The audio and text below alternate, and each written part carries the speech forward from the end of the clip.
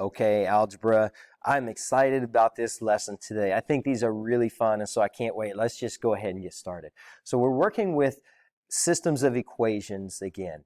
Now, we know a couple things about equations. First of all, we know that it's always okay if we do the same thing on both sides. So if we add the same thing to both sides or subtract the same thing, if we multiply by the same value on both sides or divide by the same value of both sides, we know we can do that. And we also know that we can't solve an equation if there's more than one variable in it. So as we look at these, let's look at that bottom equation. Okay, there is definitely more than one variable in there. Okay, so somehow I'm going to have to get rid of that. Now, here's what I know. Remember, now this is going to get tricky. So I'm going to give you some real technical algebraic knowledge right now, and then we'll just kind of make it easy because you'll just see how to do it. Okay. But with this equation down here, I know that if I add the same thing or the same value to both sides of this, I haven't changed anything, right? If you add the same value to both sides, you haven't changed any value at all of that equation. So if I look, here's the key. Look at this top equation right here, and I want you to read that to yourself. And what does that say? Well, you could read it 3x plus 2y equals 12. How about we read it like this? 3x plus 2y is the same as 12. Okay, 3x plus 2y is the same as 12. So here's what I'm going to do. I'm going to add 12 to both sides of this equation. Okay, but I'm not, so for this bottom equation, I'm going to add 12, but I'm not going to say plus 12 and plus 12. I really am going to add 12. But what I'm going to do is I'm just going to add the value of 12. And so on the right side of this equation, I'm actually going to add 12.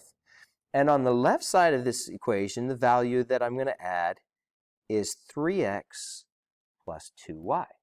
Because they have the same value, right? So if I'm adding the same value to both sides, it'll work. Okay, now let me show you what's going to happen. When we add this straight down, positive 3x and a negative 3x is 0. It's been eliminated. 2y plus 5y is 7y. And 12 plus 9 is going to be 21.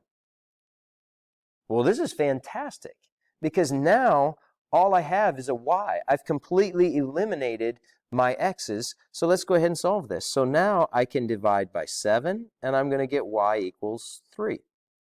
Okay, so now I've got y. I just need to solve for x. So let's come back up and choose either the top equation or the bottom. Doesn't matter. You're going to get the exact same answer. You just choose the one you think is easier.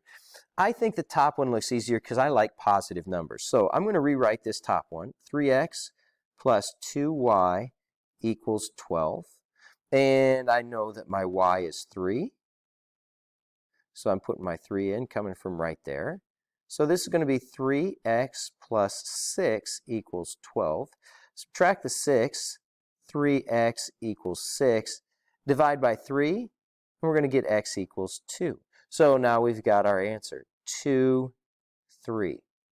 Okay, now I want to show you how I knew that I could do this, all right? And, well, I told you earlier how I knew I could do it. Let me show you how I knew I should do it. What I saw was that the number in front of the x's was the same. They were both 3's.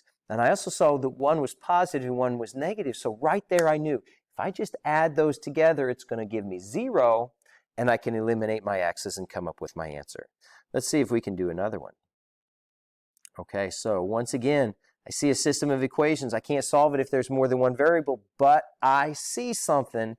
I see that in front of the y's, I've got a positive 4 and a negative 4. So I know if I add those together, it's going to be 0. And so I know that on the top, that is the same value as negative 41. So I can just add that to both sides. Let's just add this straight down and let's go.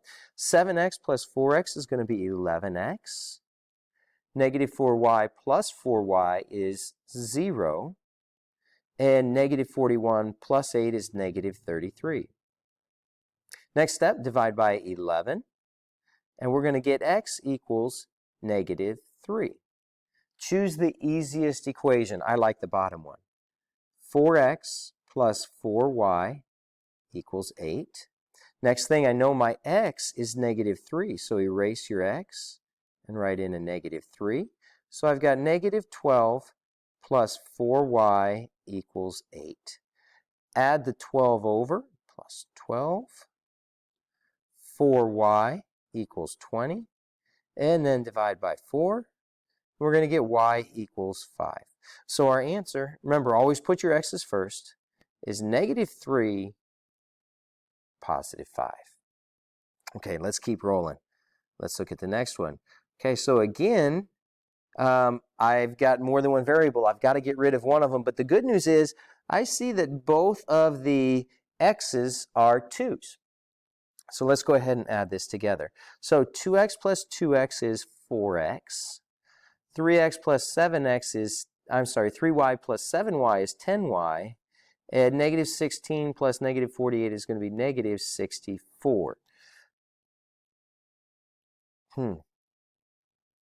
Problem.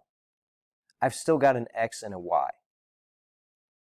Why didn't the x's cancel out? They were both 2's. I see it. I see it. They're both positive 2's, right? And so 2 plus 2 is going to be 4. It's not going to be 0. Remember before, one was positive and one was negative? Okay, so we're going to have to start over on this one. I need to make one of those negative. And the way I'm going to do it is I'm going to multiply both sides by negative 1, okay? But we already know what happens when you multiply something by negative 1. It just changes the signs, right? So I'm just going to change the signs on either the top or the bottom equation, whichever one you want to change, okay? I think I might change the top because I'd like to, well, maybe do the bottom. I'm going to do the bottom, I think, because I'd like this negative 48. That's a big negative number. I'd like it to just become positive if that's okay. So let's see now what we have. 2x minus 2x is 0. That's a 0x. That's great. 3y minus 7y is going to be negative 4y equals, and negative 16 plus 48, that's going to be a positive 32. Next step, divide by negative 4, and we're going to get y equals negative 8. Okay, again, now this time I think I'm going to use the top equation. I've already written some stuff on the bottom equation. I don't even want to mess with that. 2x plus 3y equals negative 16. And our y value is negative 8. Okay, so let's solve this. 2x minus 24 equals negative 16. So add the 24. Oops, add 24. 2x is going to be, oh, this got sloppy, plus 24. That's going to be a positive 8. So divide by 2. We're going to get x equals 4. So our answer, it looks like, is going to be 4, negative 8. Okay, let's do another one. Last one. Okay, so x, y, I got to get rid of one of them. But here's what I see. The y's are the same, both negative 4, negative 4, negative 4. I just need to change the signs on one of them. I definitely want to change the signs on the bottom this time. Let's get rid of all these negatives. Positive 7x, positive 4y, positive 58. So now the 4y and a negative 4y, those are going to cancel. So we've got 5x plus 7x, that's going to be 12x. The y's cancel. 62 plus 58, that's going to be 120. Next step, divide the 12. We're going to get x equals 10. I think I'm going to use the top equation. 5x minus 4y equals 62. Sub in 10 for x. So I've got 50 minus 4y equals 62. And let's solve this. Subtract the 50.